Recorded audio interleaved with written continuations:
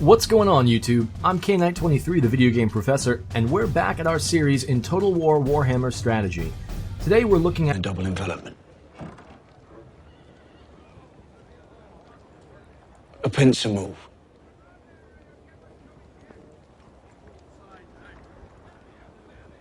They won't be able to hit us from the sides. Good.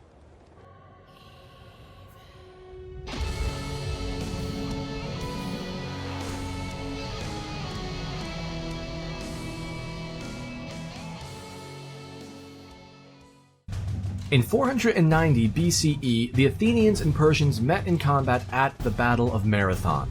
The Greeks had little hope of surviving a fight against a superior Persian cavalry, and so carefully offered combat in an area surrounded by terrain that would preclude the enemy cavalry from joining the fray.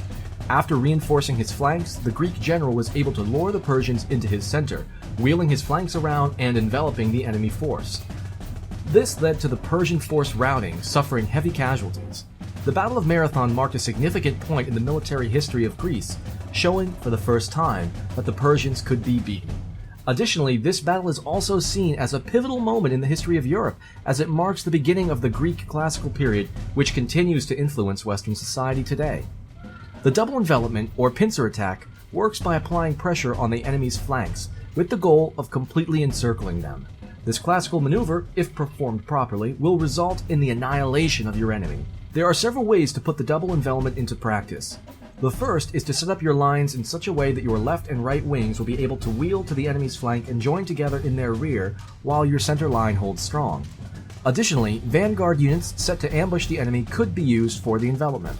Generally, however, I've found the most effective use of this strategy is to just borrow the play from the Greeks. Lure your enemy to your center by either applying heavy pressure to the flanks or performing a tactical withdrawal with your center line, baiting the enemy to pursue and fall into your trap. As the enemy presses in, your lines begin to horseshoe around them and begin to slowly envelop. At this point, your enemy has two options for escape.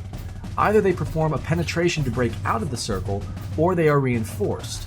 We saw the brutality of this technique in the Battle of the Bastards, both in the initial envelopment of Jon Snow's forces and in the timely salvation provided by the Knights of the Vale. In the first example, I take Empire swordsmen and great weapons against Chaos Warriors. I start in a broad formation and march up to their tightly packed line. Quickly, the Chaos Warriors begin to reform. I start the advance and pull my center line back a bit to bait and confuse the warriors into committing to the center. My left and right wing moves to engage the flank while paying attention to the units the Chaos Warriors hold in reserve. The Chaos Warriors are forced to commit their reserves or be outnumbered and flanked in the present engagement, but I'm still able to find an advantageous position as my greatswords on the left wing are able to wheel around and begin flanking the enemy. You can see the horseshoe formation form quickly. As the Chaos Warriors begin to break, I'm able to push the center and envelop the enemy, leading to a decisive victory. The next engagement has me sending the Beastmen against the same group of warriors. I place Centaurs with great weapons in a vanguard position on the flanks of the Chaos Warriors and push towards the center with my Gore rank-and-file soldiers. Again, Chaos scrambles to reform in preparation of the assault. I don't want to meet the enemy head-on, as the Chaos Warriors' skill and armor greatly outclass the Gores. So at the last minute, I perform a quick oblique maneuver to bait them to overextend their first wave.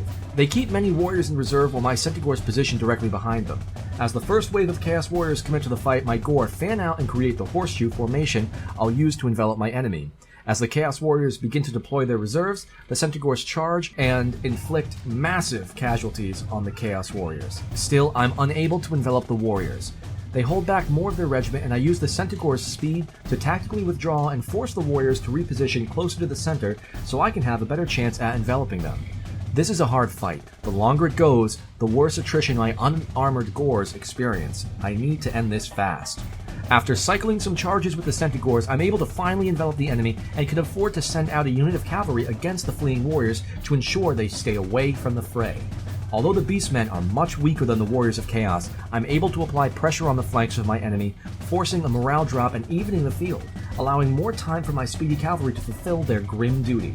It's not long before the warriors begin running in all directions, and it becomes just a matter of striking down a few units to fully rout the enemy, and victory, Pyrrhic though it may be, is achieved. The double envelopment is another tactic best used if your troops are able to outnumber the enemy force and attack on both sides of their lines until you're able to fully surround them, forcing combat on the flanks and rears of the enemy troops. breaking their will and their bodies. Be wary of enemy cavalry that could foil this plan quickly by striking your own troops in their rear and turning your own envelopment against you. Can you spot the battles where the double envelopment was used? Thanks for watching, guys. If you haven't yet, please click to subscribe and like this video. We're getting closer to the 500 subscriber goal, and every little bit helps. I really appreciate it. I'm K-Knight23, the video game professor, signing out.